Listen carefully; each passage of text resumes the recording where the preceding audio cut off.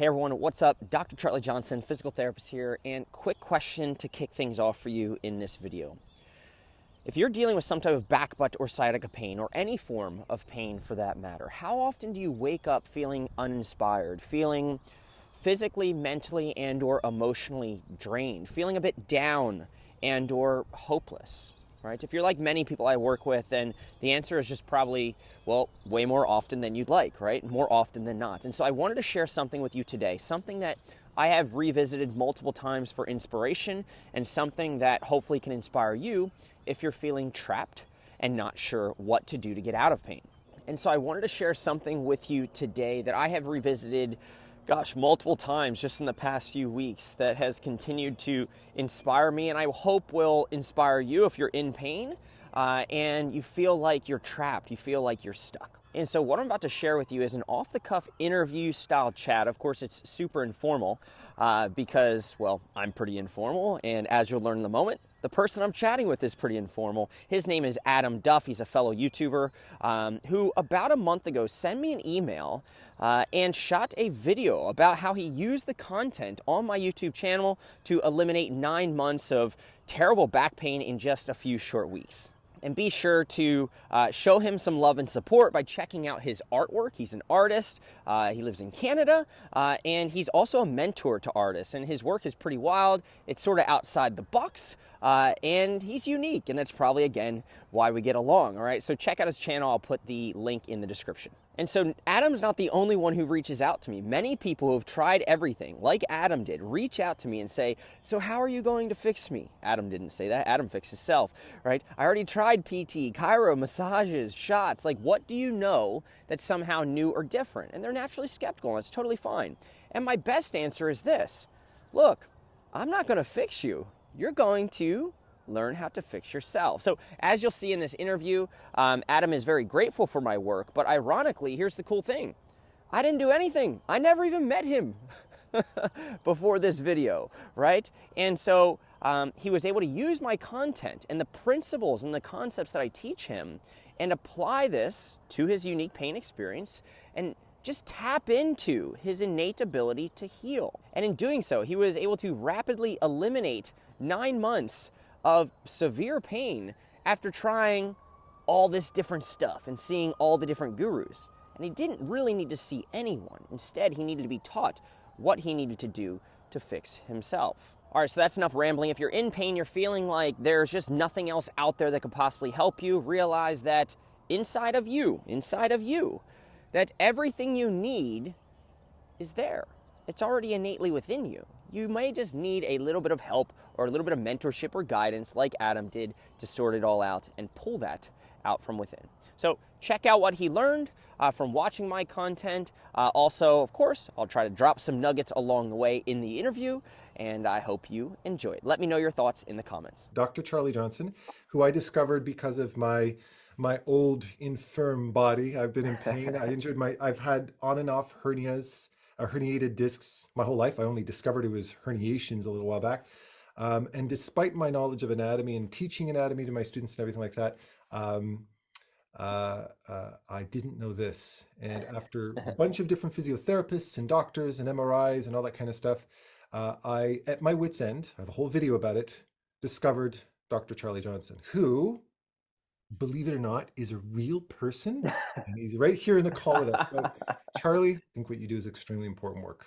Oh, I appreciate that, man. Yeah, for sure, dude. I'm glad we crossed paths, man. So thanks for having me. Yeah. Yeah. So, okay, just to give you a little quick background on me, on like what got me to discover you in the first place. Like I said, it's been about 30 or so years of herniations. I've always been very active, gym and dancing and all that kind of stuff.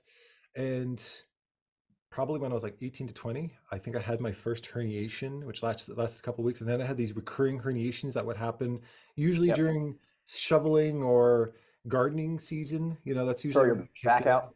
Yeah, I throw my back out. I'd have this episode of a couple of weeks to maybe a couple of weeks to a month of this acute back pain. It would slowly go away and rinse and repeat for 30 years, right? And about 9 months ago, I had a really bad one, which didn't totally go away. It got down to a relatively okay state, and then right before the Christmas holiday kicked in, so let's say October, probably around November 2022, I decided Hmm. to redo my studio and right back to square one again. So I got my MRI. It's an L4, well, predominantly an L4, L5 herniation, but there was also Yep. quite a bit of arthrosis, like degeneration of the joints at L4, L5, although there's a little bit above and below. It's kind of concentrated in Yep. that L4, L5 thing. I was completely incapacitated. I couldn't walk. I've seen 3 physiotherapists personally, all of which are very qualified, really cool people, but kept giving me unintuitive kind of like, just it didn't gel well with me advice. Yeah. My doctor did her job minimally, but was, for a new doctor, she was, well, I won't go on about that. Yeah. Uh, Yeah. not the most highly rated experience, but whatever. She provided the service that I went to her for. But then at my wit's end, after basically being in a state where I couldn't walk, like to me, walking was this. There's like that, and this is after Yeah. Yeah. 9 months. So my body and my brain are. I'm already done at this Yep. point. I'd already hit that tipping point. I crawl into bed. I discover you at 2 o'clock in the morning because I can't sleep, and I find your video that says, "Stop stretching, stop doing that." And I went, wait a minute, that makes sense. And honest to goodness, after discovering you, it's been about a month since I originally discovered you. Hmm. I am now, right now, standing in front of you. I have it comes and goes a little bit. I'm not Yep. 100% out of the woods, but I am down to a very, very functional state. So Cool. Cool. a very big, elaborate introduction to let you know how much your work and what you've done, what you've contributed on YouTube has really changed my life. So thank you. Awesome, man. Well, yeah, the cool thing is that you might not be fully out of the woods, but considering you've never talked to me before, that's kind of cool with what can happen with YouTube, right? Yeah, yeah.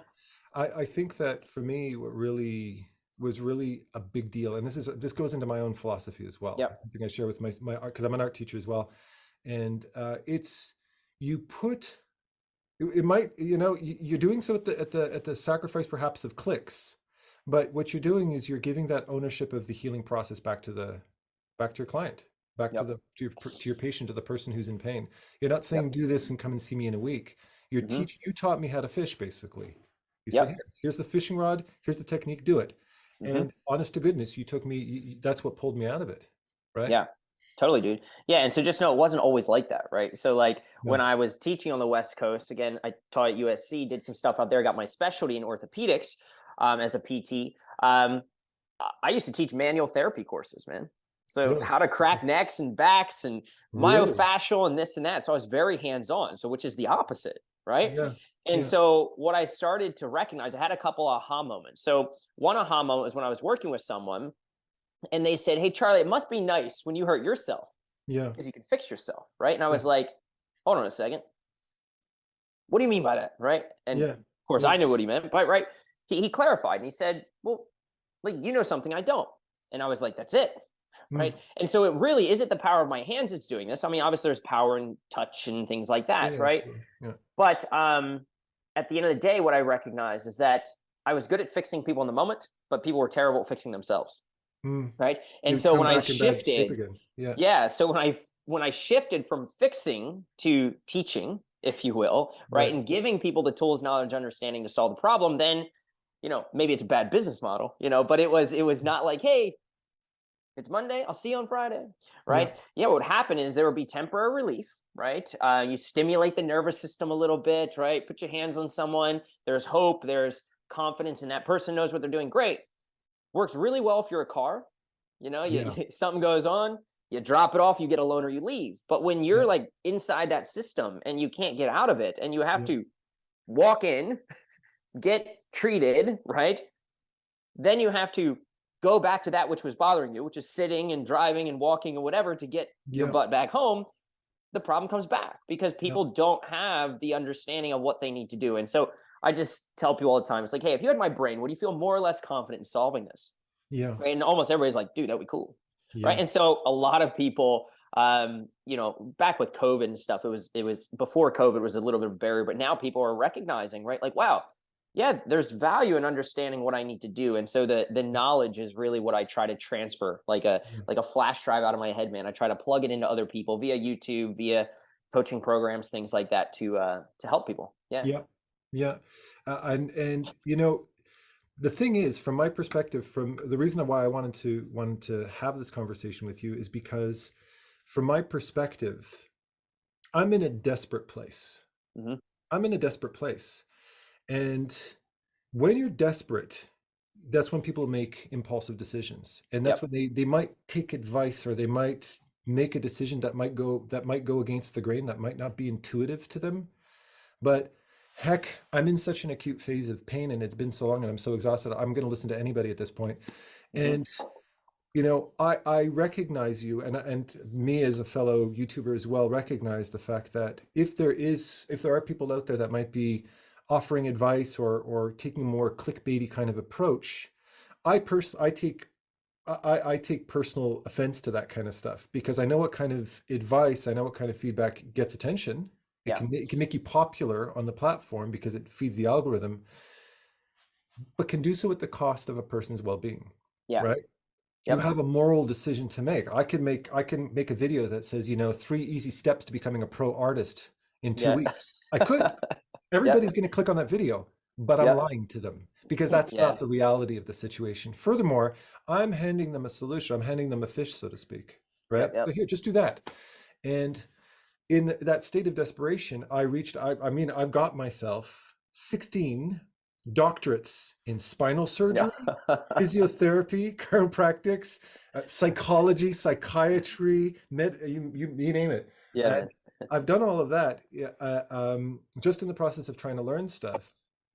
Um, and I recognize the sacrifice you've made to give that knowledge to the person that you're listening to, perhaps at the sacrifice of some clicks.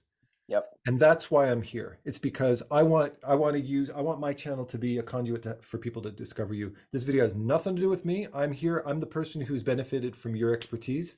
And Appreciate it, man. when people look for Dr. Charlie Johnson, I want them to hear this story and hear Yeah. what an impact you've made, right? Totally, I have dude. I have a question for you. Yeah, absolutely, man. I'm not looking for a session or anything, Oh, but it's all good. this is something I'm discovering now that I'm going through the healing process, and that's that through the healing process, it's a bit of a moving goalpost. I Hmm. find that at the beginning of the situation, when I first started to heal, sitting was more comfortable. Hmm. Now sitting makes this problem worse, so I'm better Yep. standing. I found that using a lumbar pillow when I was lying down was the only way I could get any comfortable sleep. Now using a lumbar pillow is actually uncomfortable. Yep. And is this common? Do you hear this oftenly? Like, kind of like what makes you feel better and worse actually changes over time. Yeah, totally, man. So there's a couple things you can look at solving this problem through a lens of holistically both brain and body. So we'll talk about both of these things. Okay. Yeah, So yeah, body wise, you'll see you have a structural reason for the pain. At least that's right, how it started, right? Some people don't. Okay. right. Just because Okay, all yeah, pain feels physical doesn't mean it actually is. It doesn't mean it's not real. It is. If you yeah, can feel it, it's real. It just means that the brain can also drive the pain experience. Now, that being said, right, you have a lot of evidence for a structural happening as to why you hurt, right? So you had these episodes of, I call it the roller coaster of back pain, yep, right? Like yep, back goes out when I was 15, 20, 30, yep, right? And then heals pretty quick. Pain's a great motivator, so it's gone. I don't really do anything about it, right? right, And then pain right. comes back once a year because I shovel, then every 6 months, then every three, or it takes longer and longer Yep, the more this happens. All right. And so that kind of episodic roller coaster, if you will, kind of back goes out, comes and goes, is consistent with disc problem. All right. Now that was confirmed right, via your MRI, but that is consistent with it. Now, right. most people with disc problems, if you try to look at the diagnosis and label people, if you're using a very linear thinking approach, Yeah, if this, then that, right? Then you will see that most people with disc problems are sensitive to kind of being in the forward bent position. yeah, Right. So bending, lifting, twisting, they throw their back out snow shoveling or picking up a rock or gardening or whatever. Right.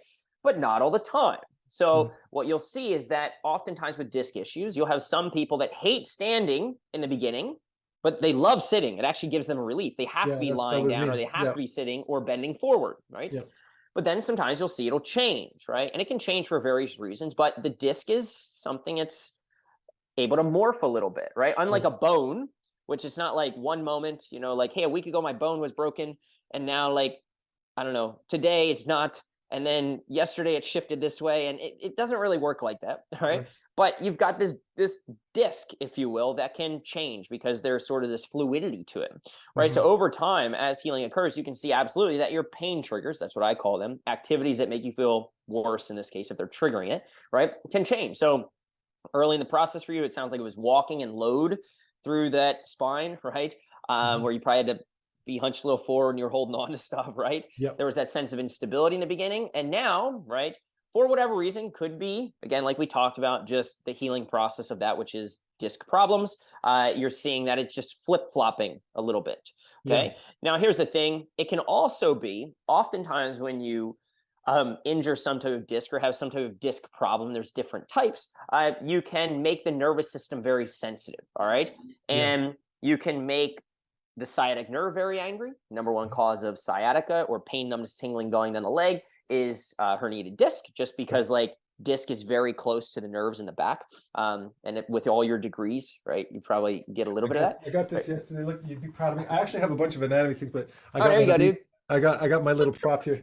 Cool. Yeah. So if you were to, right, you can see a disc is very close to that, right? And so nerves, if you think of like your body as a wetsuit, all right. So when you, now I've got the best outfit on today for this, right? Because my wife just prepped me. I'm all dressed up. Look, I got my sweatpants and my socks.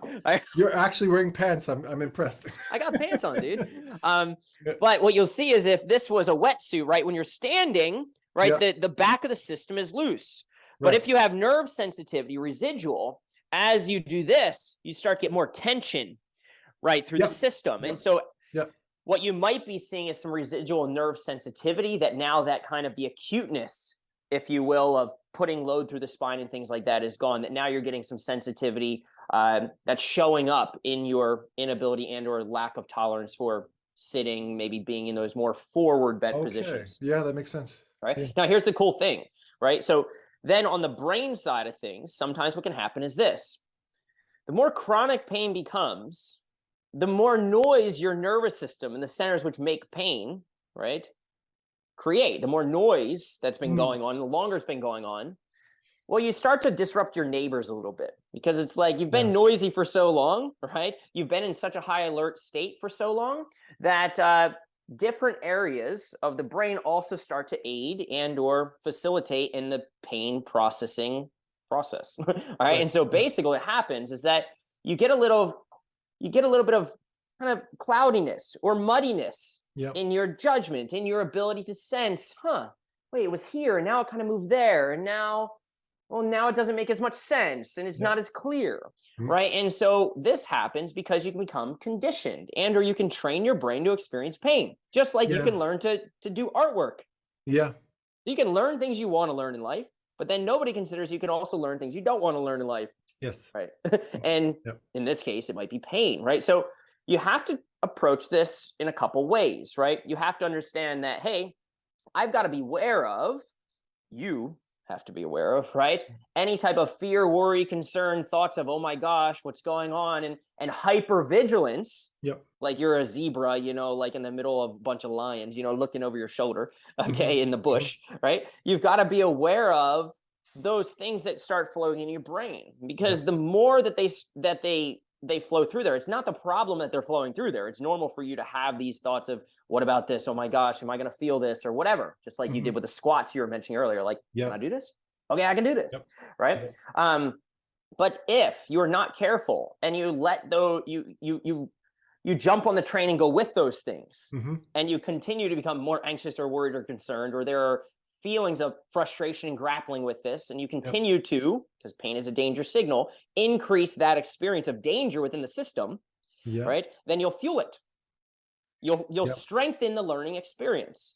What kind of things do you remember most in life? Things that had strong sensory experiences, campfires, cold winters in Canada. I don't know, whatever you did, ice skating on the lake, right? Why? Because which doesn't help, by the way. Okay.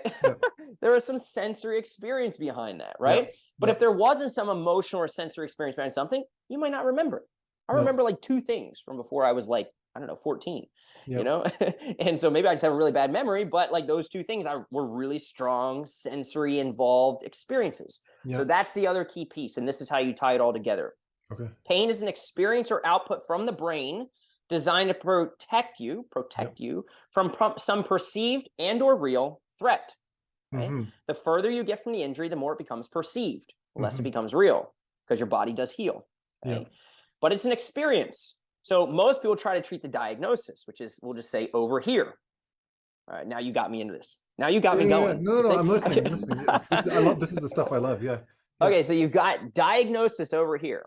Right. But pain came before the diagnosis, right? Meaning Right. you were in pain before you went, were like, okay, Yep. tell me what it is, right? Long And so, before it. Yeah. yeah. And so at the end of the day, right, most people, they treat this, I call this like a second order effect. They treat this thing, which is the diagnosis, but Right. this came first. Yeah. So they're treating upstream when really they need to treat the experience of pain, which is both a brain and body construct. Yeah. So, Yeah. last thing, and I'll let you go. Okay. No, no, no, no, no. I'm all ears. I love this stuff. Yeah. Yeah. You hit it right on the head, dude. You got it. How do we treat the pain experience? Well, if you treat the diagnosis, then you're going to start to be like, well, why is it now that I have a disc problem and I hurt when I stand? Shouldn't I hurt when I sit? Or I hurt when I sit, and that makes sense. Or this doesn't make sense. You'll start Yep. confusing yourself. You'll start to fuel the figuring outness Yep. up here. You'll start Yep. to overanalyze. You'll start to become very critical and concerned and worried and whatever, right? But at the end of the day, if you treat that which is pain, this unpleasant sensory experience, then you just go with it, dude. Mm-hmm. If standing was yucky to begin with, then you find yummy, which was sitting, Yep. right? If now sitting is a bit yucky, then you can find ways to find comfort within that or make Yep. little changes instead of being like, oh my gosh, well, does this make sense or doesn't? It doesn't matter, Mm-hmm. right? What matters is that you can create a sense of safety within your body so that tissue can heal, right? Yep. And in your brain so that you're not, oh my gosh, when I sit, I'm always in pain, and therefore pain or sitting is bad and I'm fearful of that, and so I should sit less. And so you don't want to be completely avoidant of it. You do what you can tolerate, Yep.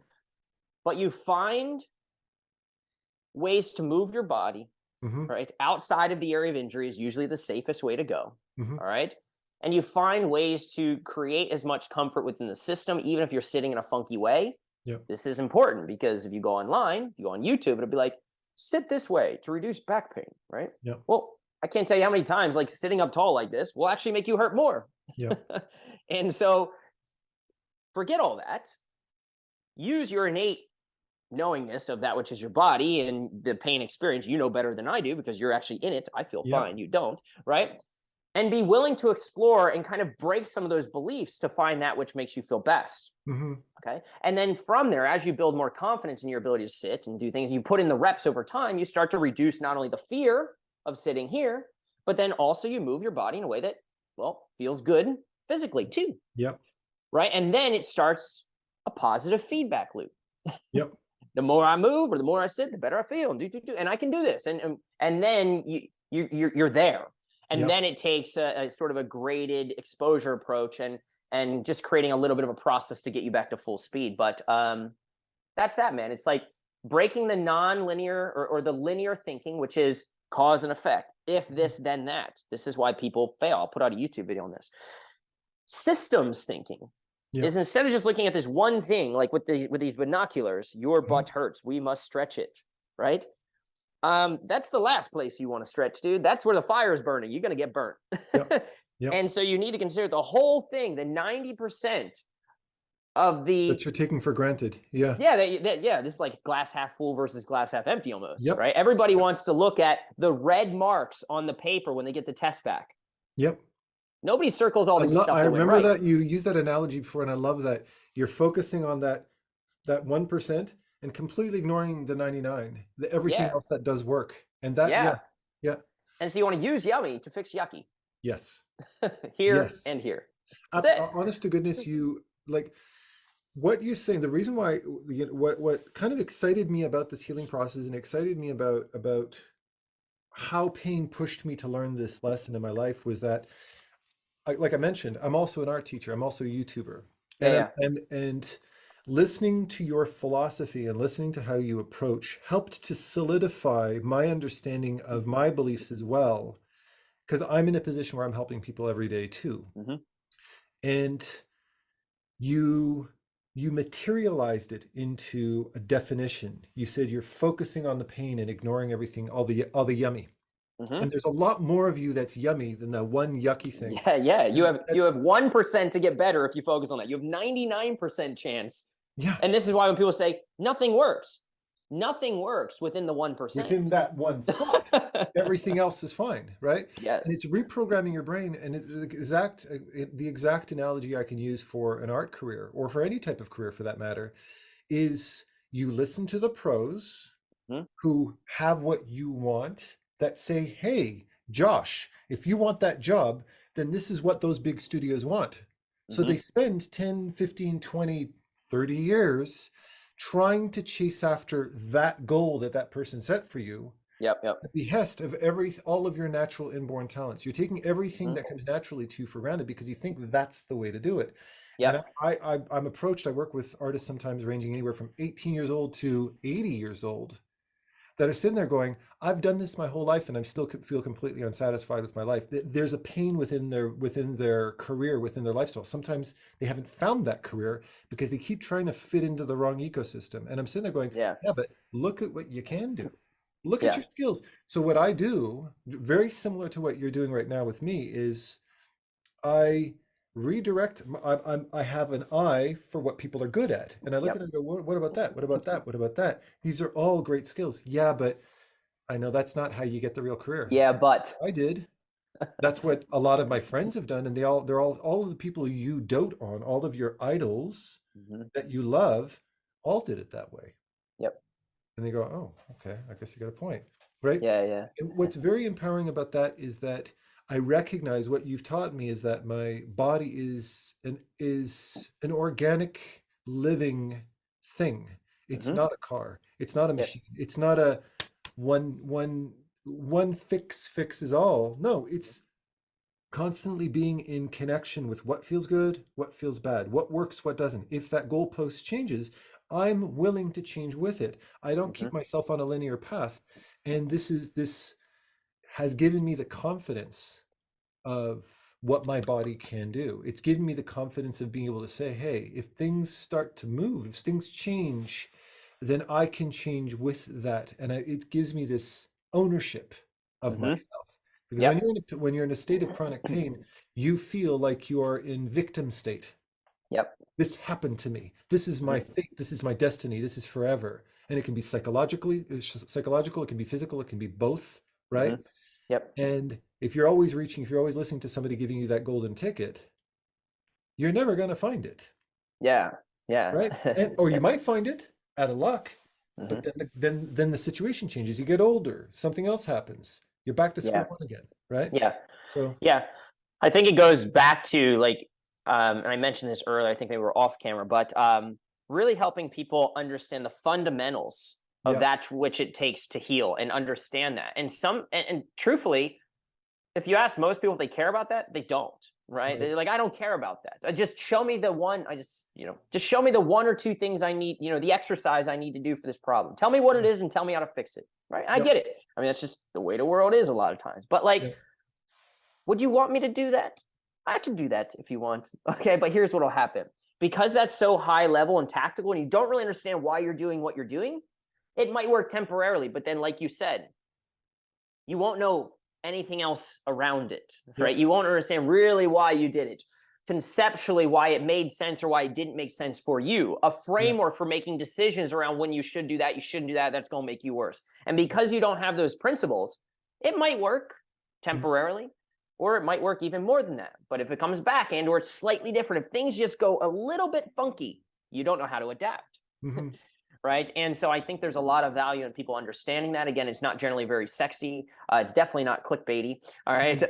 But I think really at the core, it's like helping people understand what pain is, the way that they can use their brain and their body or the mind and movement as medicine to influence. And instead of seeing these things as exercises or stretches or this or that, or I should do or I shouldn't do, really helping people find what works for them and seeing these things as inputs. Mhm. You've got this system and you've got these inputs. Call it this stretch, call it that stretch, call it this diagnosis, whatever. Unless you want to fix this thing with surgery, or unless you want to fix this thing with a shot, like that's when maybe diagnosis really matters, because that's where you need to be pretty sure about what you're doing there, right? Yeah. But if Yeah. you're trying to solve this naturally, then what's really cool about doing that is that, like, using the brain and the body to solve it is just non-specific. Like, Yep. I could tell you right now, hey, do an exercise that only moves the disc in your back at L4, L5. Don't move anything else. And I you'd don't say, find that a very funny joke. No, I wouldn't want to do that. No, thanks. Yeah. But you would kind of almost chuckle inside and say, it's kind of, I don't know how to do that. You'd be trying to squeeze your butt cheek and you'd be doing all weird stuff, right? That's a good point. And so it's impossible. People think I can, it's just this thing and I can do these things. Black and white, linear thinking. It's this thing. Okay, fine. Then only target that thing with motion. You can't do it. Instead, see it as an input where you're moving many things. If you want to do an exercise for a disc problem and you're pressing up, this is the classic thing you've seen, right? Or you're doing something like that. You're moving your arms and your belly and your eyeballs and your hips and your toes and everything. So was that motion specific to that problem? No, it's impossible. Right? But if you don't, it's cool if you don't care to understand that. But like, I think it's useful for people to understand, right, in pain, that there's a different way to think about things. And the biggest thing that holds people back is this belief system, right? Because I believe it's this, and this is what I should do, this is what I shouldn't do, right? Because there's some, I call it dogma, right? Like somebody of authority, usually, right? So if myself, maybe, or whatever, right? Who put something out there and it was just accepted to be the truth, like the law, right? And so if you have this problem, this is what you should do. And then when that doesn't work, well, then nothing works. Nothing works within that paradigm. But if we can give you a new worldview and help you see that, like, maybe that doesn't make sense, and maybe you might want to like do this, and there's other ways, right, outside of where you hurt, outside of the way that you're thinking, outside of your current belief system, that you could approach this, then that's when people see big changes. Really cool stuff.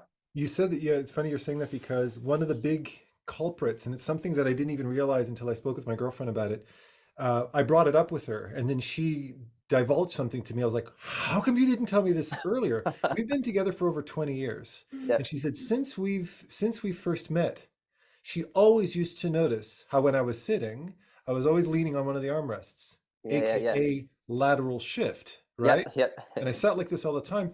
And it wasn't until I reached that really bad pain phase, like within the last 9-month period, that I also noticed whenever I do YouTube videos with friends and stuff like that, or if I was talking to students, I always had my head tilted to the side. I always looked like I was being overly compassionate. You've been doing it. It's all good though. I appreciate it. She's trolling me in the back. But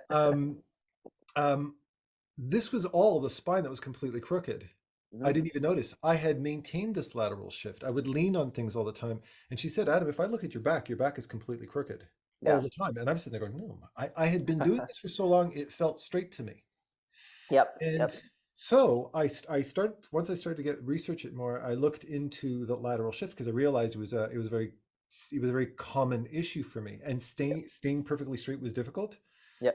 That most people say, lean up against the wall and do that. Right? And I have done it, but when you're in an acute pain phase, that's just undoable. It hurt too much. It's like pushing yourself into a very tight spot. So I said, we'll do it another way. There's many different ways. There's dozens of different ways to do exactly the same position. How you get into that figure 4 position you were talking about, how you're sleeping. I do that all the time, right? Just by, crossing my leg over, or lying on your stomach. Or you said, no, you can achieve that position in take your pick. So what did I do? I found that being on my hands and knees was a comfortable position. So I started to correct that lateral shift on my hands and knees. There was no pain involved. I'm taking gravity out of the equation. I did that for a couple of days. That allowed me to do it standing. And then I put more time into it. In the first time in over 20 years, my back is straight. Comfortably straight. There's no lateral shift to it, which was probably what aggravated in the first place. I'm putting all this extra strain.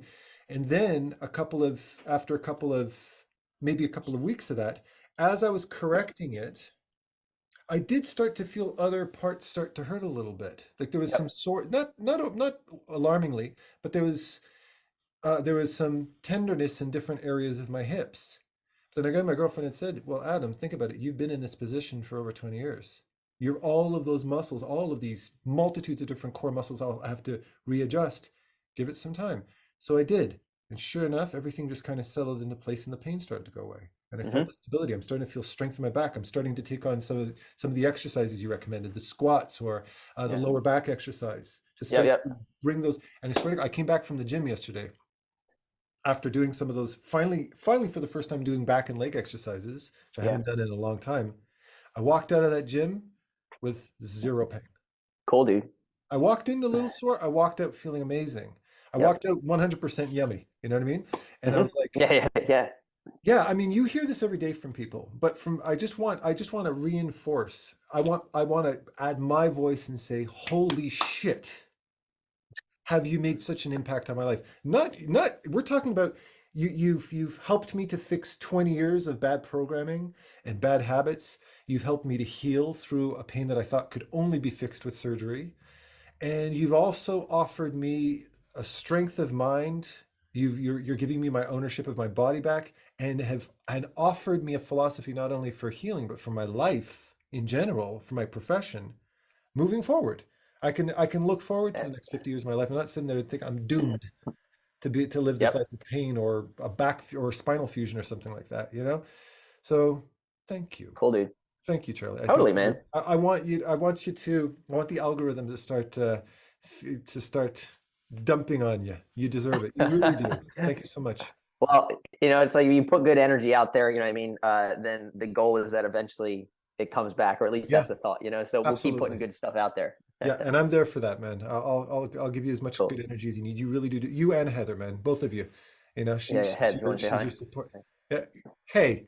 Yeah, no, you guys are really awesome, and and I watch you guys, picking on each other and having fun together. It's fun.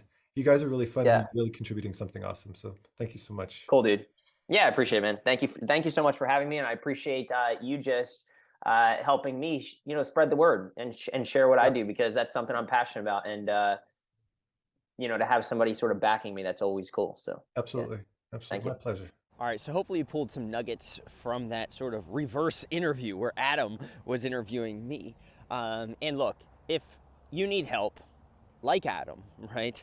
But you're not able to do it on your own. You feel like you need some mentorship or you need some guidance, or you just need some support. You're just not sure where to turn or where even to begin. No big deal. Would love to help you out.